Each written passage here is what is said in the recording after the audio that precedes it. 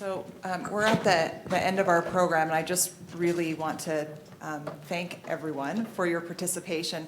I want to just say a couple things, and I'm going to let Katie speak, but Katie and Nabil have been such a delight to work with, and you can see that this amazing program they've pulled together. So thank you for coming to support them. We can't thank them enough for their time. I would like to excuse, please, all the ICRN members go up to the Brighton room. The lunch will be served there. I wanted to say just something to the patients. I look at this, when this conference happens, I look at it in segments. What do I need to communicate to the patients? What do I need to communicate to the clinicians? What do I need to communicate with the scientists about? And what do we need to do to facilitate?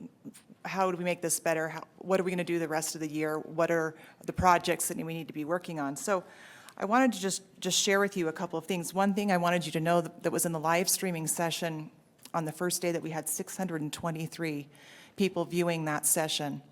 So these were people from all over the world, clinicians, patients, and caregivers. So just understand the reach that you're having and the program that you put together that was so amazing for everyone to view.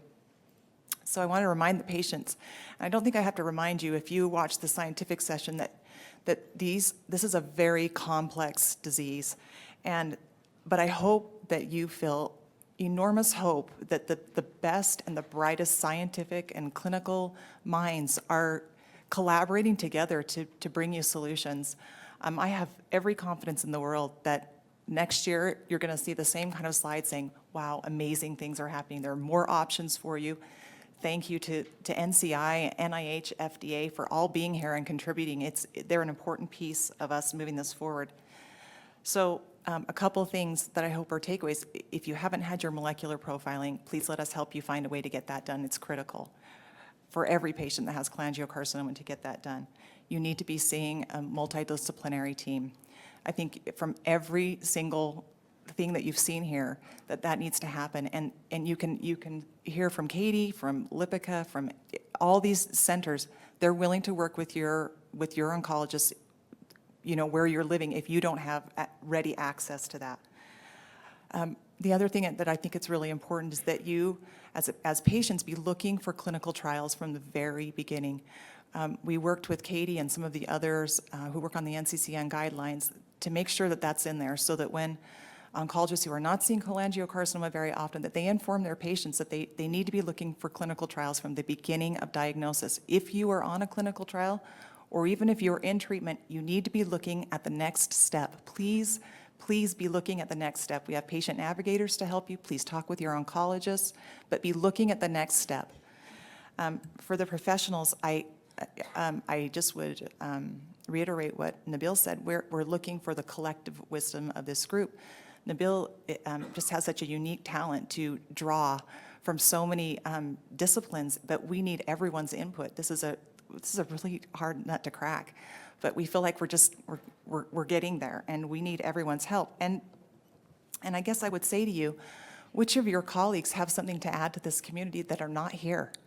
Please connect them with us so that we can invite them to come and share in what we're trying to do. We had a very robust discussion this morning at our Medical and Scientific Advisory Board of what resources we need to move the field forward. And that's our job, is to try and get them the resources that they need so that every center can move forward together. The other thing that I see, that the connections that I make in the conference are things like when I see Peter Hammerman from Novartis saying that it took them three years to accrue 60 FGFR patients. That's too long. That's too long to get the results so that we can move forward and know what needs to be done. 2 years for Agios to get 24 patients. We need to work with these companies to get the information to the patients who want to participate in clinical trials. We know from multiple surveys that our patients want to participate. So please, let's work together and see if we can't accelerate that so that we can get the information that we need and that we can move forward in the right direction. I'm just leave the last word to Katie, because she's worked so hard, and I'm so pleased to have been in her company this whole year for every month. And I just want to thank you all, so many of you, for being here. I just appreciate everything you're doing and everything you're offering to these patients.